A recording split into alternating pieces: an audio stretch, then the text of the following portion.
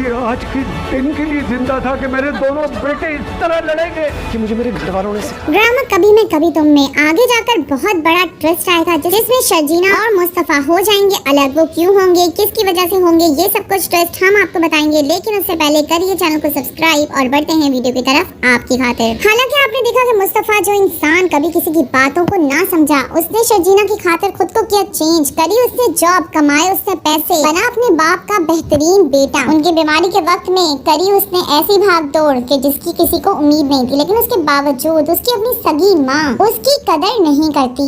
अपने बड़े बेटे अदील को देखते ही वो अपने छोटे बेटे को इस मानंद रखती है कि जैसे कि वो कोई फजूल सामान हो, जैसे सिर्फ स्टोर रूम की हद तक ही इस्तेमाल किया जाए। हम बात कर रहे हैं मुस्तफा और शर्जीना के अलग होने के बारे में कि इनके दरमियान ऐसा क्या होगा कि ये दोनों अलग हो जाएंगे।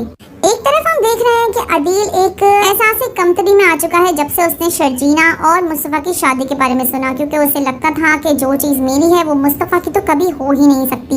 और उसे लग रहा था कि शर्जीना उसके पीछे रोएगी धोएगी, उसके आगे पीछे घूमेगी और अभी भी उसके लिए उसके दिल में फीलिंग्स होंगी। लेकिन वो मुस्तफा और शर्जीना की अंडरस्टैंडिंग देख कर जल भुन रहा है, क्योंकि अब वो उनके घर में रह रहा है अपने फादर की वजह से, और अपनी बीवी को उसने उसके महल में छोड़े रखा है। तो वो भरपूर कोशिश करता है कि शर्जीना को एहसास दिलाए कि तुमने मेरे एक मना करने की वजह से अपनी ज़िंदगी के साथ क्या कर लिया।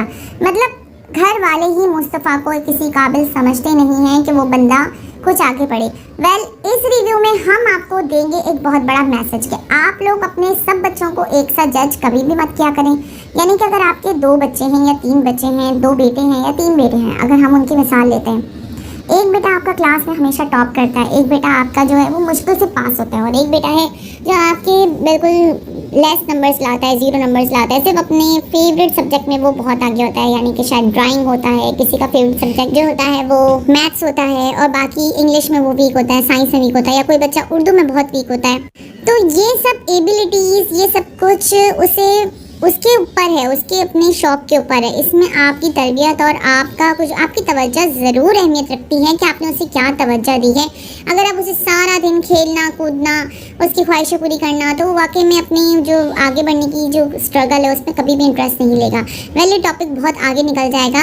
मैं आपको इन शॉर्ट बताना चाह रही हूँ कि अगर आपके 3 बच्चे हैं और वो एक बहुत आगे है, तो आप दूसरे बच्चे के सामने उसकी तारीफ़ कभी भी मत करें। इवन कि जब आप बड़े बेटे की तारीफ़ करें तो आप छोटे बेटे की भी किसी ना किसी क्वालिटी की तारीफ करें। ऐसा तो नहीं हो सकता कि उसमें कोई क्वालिटी ना हो, उसमें भी क्वालिटीज़ होंगी। उसे सामने लेकर आएँ, उसे उसकी क्वालिटीज़ बताएं, ताकि वो अपनी और अच्छी क्वालिटीज़ को सामने लेकर आए और अपने आप को वर्क करें और वो डे बाय डे बेहतर हो, इम्प्रूव हो। अगर आपको लगता है कि मेरी ये बात ठीक है तो एक बार ट्राई ज़रूर कीजिएगा, हो सकता है आप अपने बच्चे की ज़िंदगी बर्बाद होने से बचा लें। तो ये रिव्यू बहुत लंबा हो गया है, हम तो बात कर रहे थे ड्रामे की, लेकिन अभी हम पहुँच गए हैं पेरेंटिंग टॉपिक के ऊपर। बट पाकिस्तानी ड्रामों का जो मेन मकसद है वो यही है। मॉरल ऑफ द स्टोरी को आप लोग ज़रूर समझा करें और सोचा करें, तभी आपको ड्रामे देखने का फ़ायदा है। अदरवाइज़ आप अपना टाइम वेस्ट कर रहे हैं। और हमारे रिव्यूज़ में भी आपको मॉरल ही मिलेंगे, चाहे वो किसी भी सिचुएशन में हो, किसी भी एज के हिसाब से हो, चाहे बच्चे के हिसाब से हो, चाहे बड़े के हिसाब से हो, चाहे हस्बैंड के हिसाब से हो, चाहे वाइफ के हिसाब से हो। हर तरह का इसके अंदर कोई ना कोई मॉरल होता है। तो एनीवेज हम आपको नेक्स्ट एपिसोड के रिव्यू के साथ फिर मिलेंगे। तब तक के लिए अल्लाह हाफ़िज़।